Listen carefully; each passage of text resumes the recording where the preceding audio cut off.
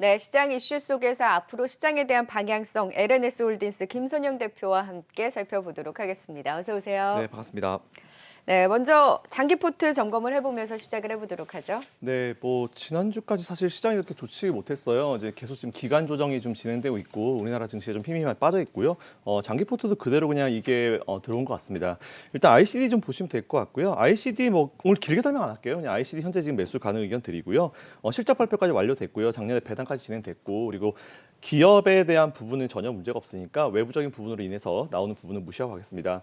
코엑스 레버리지, 코스닥 150 레버리지 당연히 제가 이번에 랠리 끝날 때까지 그대로 가져가겠다는 말씀 드렸고요. 중간중간 차익 실현 시켜드리는 거는 방송 보시면 될 것 같다는 말씀 드리고요. 삼성전자, SK하이닉스 좀 많이 힘들죠. 네, 지금 8만 전자 깨졌다가 다시 올라왔다가 오르락내리락하고 있는데 뷰는 길게 가져가겠습니다. 오히려 이제 현금 있으신 분들은 조금 더 매수를 중간중간 계속 해 나가시는 사이트를 길게 보시고 장기 투자하시는 분들은 그대로 유지를 하시면 좋을 것 같다는 말씀 드리고요.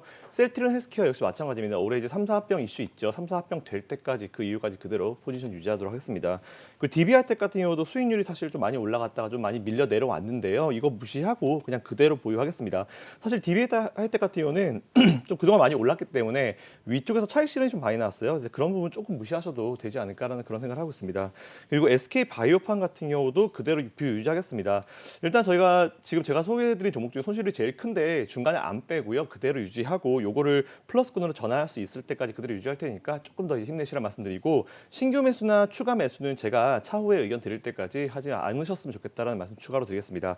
일단 SK바이오판 같은 경우는 중간에 연기금이 지금 계속 밑에서 매수를 해주고 있어요. 우리나라 지수와 마찬가지로 그렇기 때문에 수급이 안 좋은 건 아니고요. 어쨌든 지금 바닥권이기 때문에 연기금도 사실 아무 생각 없이 매수하는 거 아닙니다. 이제 주가 바닥 혹은 지수 바닥에서 항상 이제 받쳐주는 존재이기 때문에 그렇게 체크해 주시면 좋을 것 같고요. 신일전자 수익권 많이 올라갔다가 좀 내려왔습니다. 최근에 좀 지난주에 좀 하락폭이 좀 많이 컸는데요. 이거 좀 무시하시면 될 것 같아요. 오히려 그리고 신일전자는 우리가 여름 보고 이제 2분기, 3분기 보고 이제 간다라 말씀드렸어요. 그래서 혹시나 없으신 분들은 신일전자 현재 지금 저희가 수익권이긴 하지만 매수 가능 의견 드리겠습니다.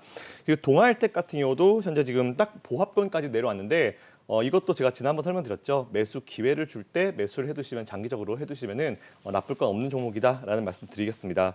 그리고 3% 전략은 뒤에서 한번 해보도록 하겠습니다. 네, 일주일 3% 전략 종목들에 대한 AS가 조금 더 면밀히 필요할 것 같아요. 네, 일단 이게 일주일 3% 전략인데 사실 기간이 좀 많이 지났어요. 그래서 이제 제가 목표를 일단 수익권으로 넘어갈 때까지는 그대로 제가 의견 계속 드리는 걸로 하고 새 종목 없이요. 네, 맞습니다. 종목 없이 그냥 가는 게 나을 것 같아요. 왜냐하면 종목도 너무 벌렸다가는 이제 좀 안 될 것 같아가지고 일단은 이거를 먼저 잘 마무리 지을 때까지 말씀드리고 최소한 한두 종목 정도 정리될 때까지는 그대로 유지를 하고요. 거기서 이제 좀 하나씩 추가하는 전략이 나을 것 같습니다. 이라이콤 일단 올해 코스닥 우량기업부로 이제 넘어왔고요. 다른 부분 문제 없습니다. 실적 1분기 매출액 37.23%, 영업이익이 흑자 전환했습니다. 그리고 순이익이 마이너스가 나왔는데 요건 조금 무시하시면 될 것 같고요. 요것도 오늘자로 매수 가능 의견 없으신 분들 매수 가능 의견 드리겠습니다. 두 번째로 CS윈드인데요. 이것도 1분기 실적 발표 잘 나왔죠. 지난번 설명해드린 대로 매출액 33.7%, 그리고 영업이익은 94.2%, 순이익은 106.5% 실적 나왔고요. 일단은 지금 그린 뉴딜 관련 여러 가지 이슈들이 나오고 있어요. 근데 사실 작년에 올해 초에 좀 많이 오른 부분이 있기 때문에 위쪽에서 좀 쉬어가주는 그런 과정이라 보고 있고 뷰는 그대로 유지하겠습니다. 없으신 분들은 매수 가능 의견 드리고요. 그리고 덕사나인 메탈 이 역시 코스닥 우량기업으로 올해 넘어왔습니다. 1분기 실적 매출액 6.71%, 영업이익이 56.56%, 그리고 순이익은 36.03% 증가했고요. 이 종목 역시 없으신 분들은 매수 가능 의견 드리고요. 지난주보다는 손실률이 조금 줄었습니다. 제가 봤을 때 기술적으로 세 종목 모두 저점 잡았다라고 판단하고 있고요. 실적까지 워낙 잘 나온 기업이기 때문에 제가 봤을 때는 아마 다음 주 정도 지금 기술적 자리면은 한번 튀면 세게 튀는 기업들이기 때문에 다음 주 정도나 다음 주 정도 되면은 한두 종목은 뺄 수 있지 않을까라는 생각하고 있습니다. 어쨌든 없으신 분들은 이라이콤, CS윈드, 덕산하이메탈 세 종목 그대로 유지하시고 매수 가능 의견까지 드리겠습니다. 네, 종목들 좀 점검을 해봤습니다. 이제 시장 전체적인 방향 안에서 오늘의 이슈는 연기금. 한 2달 전인가요? 그때 나오셔서 2~3달 이후 한 5월쯤에서는 연기금의 매물이 좀 어느 정도 소화가 되고 완화될 수 있을 것이다라고 하셨는데 최근의 흐름 보면 연기금이 정말 매도세가 좀 완화되면서 속속 매수가 들어오고 있어요. 이제 연기금 그만 팝니까? 네, 일단 말씀하신 대로 분위기가 전환되는 건 맞는 것 같아요. 분위기가 전환되는 건 맞는 것 같고요. 앞에서 이제 제가 소개드린 종목 중에 셀트리온 헬스케어나 이제 SK 바이오파 같은 기업들 보면은 주가 바닥권에서 이 연기금들이 매수를 좀 많이 해주고 있습니다. 그래서 제가 최근에 연기금이 좀 크게 매수를 많이 한 종목들을 보니까 공통점이 1분기에 이제 어닝이 서프라이즈가 나왔거나 서프라이즈 가까운 실적을 낸 기업들을 매수하는 모습을 좀 확인할 수 있었어요. 아마서 4월 말까지 연기금은 제가 봤을 때 대략 한 18조 6천억 정도를 순매도를 하면서 우리 개인 투자자들한테 굉장히 큰 좀 짐이 됐었죠. 근데 이제 SAA라고 보통 우리가 얘기합니다. 전략적 자산 배분인데 이 비율 이탈 범위를 플러스 마이너스 1%로 넓히면서 이제 거래소에서 국내 주식 투자 비중 목표를 초과해도 자동으로 매도하지 않는 그런 어떤 방안을 취지했습니다. 종목별로 살펴보니까 뭐 S오일도 있고 그리고 CG제일제당, 휠라홀딩스, HMM 등 서프라이즈한 실적을 발표한 기업들 위주로 주로 매수를 했고요. 제가 봤을 때는 이 중에서는 뭐 개인적인 의견을 드리면 S오일 정도가 좀 제일 좀 낫지 않을까. 지금 혹시 관심 가지신 분들은 뭐 그 부분 참고해 주시면 좋을 것 같습니다. 네. 그럼 연기금에 대해서는 앞으로의 수급이 어떻게 흘러갈 것이라고 보세요? 이제 매도를 멈추고 매수 쪽으로 가닥을 잡았다라고 보세요? 일단 지금은 매수 쪽으로 가닥을 잡았는데요. 일단 지수가 어느 정도 좀 올라가면은 연기금은 다시 좀 지속적인 매도를 보일 가능성이 있습니다. 지금 저점에서 종목들을 잡고 있는데 지수가 오른다는 거는 그 종목들도 좀 올라갈 수 있는 그런 부분들이잖아요. 당연히 저점에서 잡으니까 국내 주식 투자 비중을 올려놓으면은 전략적 자산 배분 비율이죠. SAA에 따라 가지고 특정 포인트 올라가면은 다시 매도 물량을 내놓지 않을까라고 생각하고 있습니다. 그러면 그 전략적 자산 배분에 걸리는 어느 정도 올라온 거래소 지수의 포인트가 그럼 어느 정도 되나요? 제가 지난번에 한번 그 계산을 한번 해봤을 때는요. 일단 국내 주식 투자 비중 목표치가 16.8% 정도 나왔는데 그때 대략 봤을 때 한 3,150포인트 지금 계산을 봤을 때는요. 해보면은 한 3,200포인트 정도 되면은 이제 국내 주식 초과 비중이 한 25조 정도라는 계산이 나와요. 근데 여기서 SAA 이번에 허용 범위를 플러스 3% 정도로 적용을 해보면은 3,200에서 25조라는 초과 금액이 한 5조 정도로 줄어들게 되거든요. 그렇게 되면 사실 5조라는 금액을 연기금이 크게 신경을 쓰지 않아도 당장 매도를 하지 않아도 되는 수준이다라고 평가를 할 수 있을 것 같고요. 오히려 이제 최근에 지수 변동성을 오히려 봤을 때 매수를 생각해 볼 수 있는 시점이라 매수가 들어오는 건데 지금부터 제가 봤을 때 포인트가 한 3,300포인트 정도까지 올라오면은 다시 연기금이 지속적인 매도를 좀 보이지 않을까라고 좀 생각하고 있습니다. 그래서 3,300포인트 넘어가면은 연기금이 매도가 나오는 거는 자연스러운 현상이다라고 체크해 주시면 좋을 것 같습니다. 네. 자, 지금 연기금에 대해서는 어느 정도 지수가 올라올 때까지는 그래도 좀 매수세를 이어갈 수 있을 것이다라는 부분을 짚어주셨는데 일단은 어느 정도 매도세가 완화됐다라는 부분에 좀 한숨을 돌립니다. 자, 이번에는 좀 해외 변수를 체크를 해볼까요? 지난주에 연준의 FOMC 의사록이 공개가 됐는데 그전에 계속 좀 비둘기적인 발언을 하다가 이번에는 처음으로 이제 긴축에 대한 얘기가 나오면서 다시 한번 물가 불안에 대한 우려가 시장을 발목 잡는 모습이었습니다. 지금 연준 위원들도 각각 좀 의견이 다른 것 같은데 계속 시장의 발목을 잡을 것인지 어떻게 좀 해석을 하셨을까요? 네, 사실 저도 이번에 그 의사록에서 테이퍼링 얘기가 처음 나와가지고 조금 놀래서 제가 이번에 좀 살펴봤습니다. 이제 페이퍼를 다 뽑아서 이제 살펴봤고요.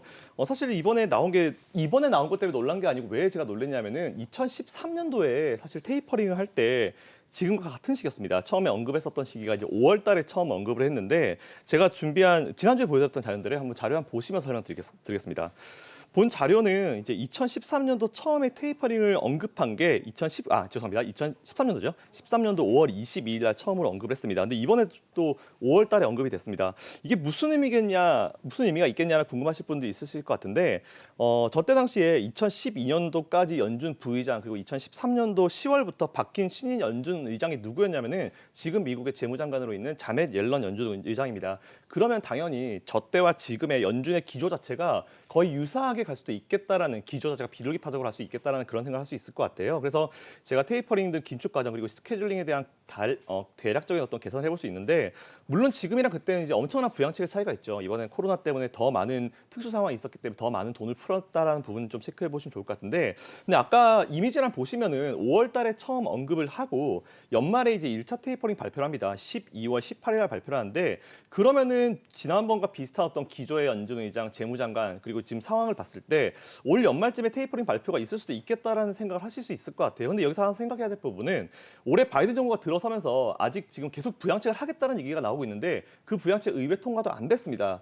인프라 투자 등 뭐 다양한 투자책을 나오고 있는 부분인데요. 그럼 당연히 테이퍼링 이야기가 나왔다 하더라도 현 미국 정부의 정책의 연속성 그리고 연관성에 대해서는 아직 긴축을 확대가 아니다라는 부분을 체크하실 수 있을 것 같아요. 그럼 여기서 우리가 이제 생각해 볼 수 있는 1차 테이퍼링 시간에 대한 부분은 올 연말에 실제로 가능이라는 예상을 한번 해볼 수 있습니다. 근데 더 늦게 시작할 수 있고요. 더 빨리 시작할 수도 있긴 있지만 그것을 결정짓는 데는 제가 봤을 때는 미 의회에서 인프라 투자 등 어떤 추가 부양책 법안에 대해서 통과 시점이 언제 되냐에 따라서 다를 것 같습니다. 그게 빨리 통과가 되면은 진짜 지금 말 나온 것처럼 8월 달에 이제 잭슨홀 미팅에서 대략적인 얘기를 하고 올 4분기 안에 시작할 수 있을 것 같고요. 만약 이 부양책 통과 시점이 좀 늦어지게 되면은 내년 초까지도 넘어갈 수 있다는 부분을 좀 생각해 주시면 좋을 것 같아요.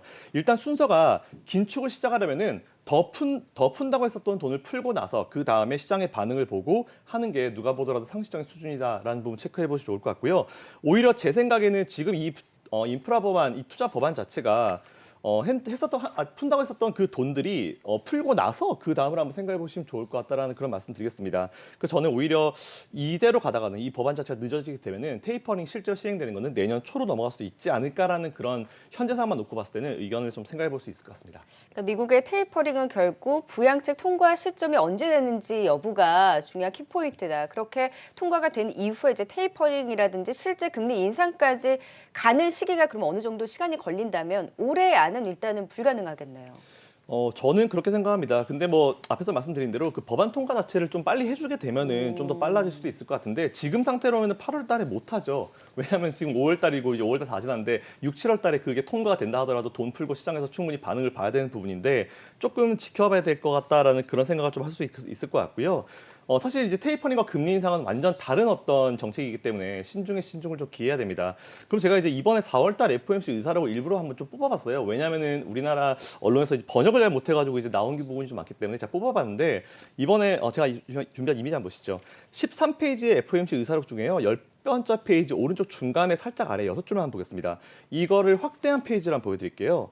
보시면은 제일 처음에 단어가 이제 number of라는 단어를 문장을 쓰는데 상당수의 참석자라는 표현을 쓴 겁니다. 적지 않은 분이 만약 경제가 위원회의 목표를 향해서 빠른 속도로 개선이 되면은 앞으로 개최되는 특정 포인트에 회의에서 자산 매입 속도 조정 계획 논의를 시작하는 것이 적절할 수 있다라는 부분을 제안을 했는데 근데 여기서 재밌는 부분은 이런 내용이 회의록에 담겼으면 당연히 이야기가 오갔다는 얘기인데 지난번 파월 의장은 4월 FOMC 끝나고 나서 이제 그 기자회견에서 아무 말도 안 했습니다. 근데 여기서 제가 알아둬야 될 포인트가 3가지가 있는데 첫 번째 포인트는 테이퍼링 논의에 대한 부분은 이미 시장에서 예상했다는 부분이죠. 왜냐하면은 이번에 이제 이번에 그 테이퍼링 논의에도 불구하고 10년물 국채 금리가 당일날 1.6%대에서 그냥 왔다 갔다 했습니다. 이미 시장은 알고 있었다라는 부분이고요. 두 번째는 문구상 if라는 단어가 굉장히 많이 나옵니다. 이제 가정을 많이 깐다는 부분인데 아직은 조금 더 경제에 대한 확신이 있어야 된다는 부분이고요. 그리고 세 번째로 4월 달 FOMC가 27일에서 28일 있었죠. 근데 4월 고용 지표가 5월 7일 날 발표가 됐습니다. 그럼 당연히 참석했었던 위원들이 얘기한 그런 발언들 자체가 살짝 디스카운트해서 우리가 생각을 해봐도 되는 부분이에요.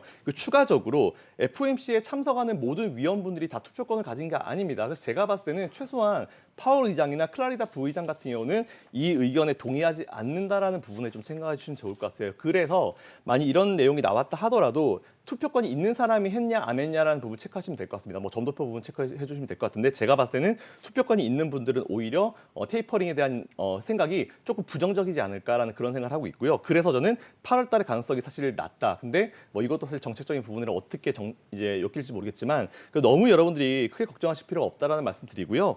그리고 제가 앞에서 말씀드린 2013년도 테이퍼링 스케줄 이거에 따라서 이제 거의 비슷한 시점에 진행될 수도 있으니까 우선은 우리가 기본 틀은 가져가야 되니까 지난번에 2013년도에는 5월 달에 첫 언급하고 12월 말쯤에 나왔습니다. 그러니까 우리도 12월 말쯤에는 나올 수 있겠다라는 생각을 틀로 가지고 중간에 인프라에 대한 어떤 의회 투자 법안이 빨리 통과가 되는지 늦게 통과가 되는지 따라서 12월 말이 조금 앞으로 오거나 아니면 내년으로 넘어갈 수 있겠다. 이 정도만 딱 놓고 생각해 주시면 여러분들이 투자의 계획을 세우실 때 조금 도움이 되지 않을까라고 생각하고 있습니다. 네, 일단 너무 겁을 먹지는 네, 말자라는 또 의견까지 주셨습니다. LNS홀딩스 김선영 대표와 함께 또 해외 변수와 맞물려서 앞으로 시장에 대한 방향성까지 체크해봤습니다. 말씀 고맙습니다. 감사합니다.